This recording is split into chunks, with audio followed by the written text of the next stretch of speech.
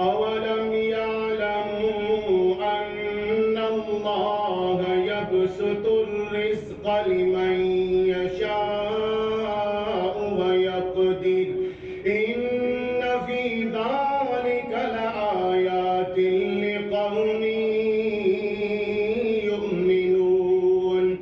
قل يا عبادي الذين أسرفوا على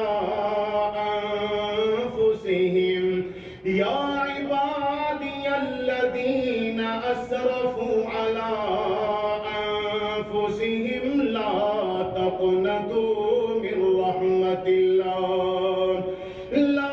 تقنطوا من رحمة الله إن الله يغفر الذنوب جميعا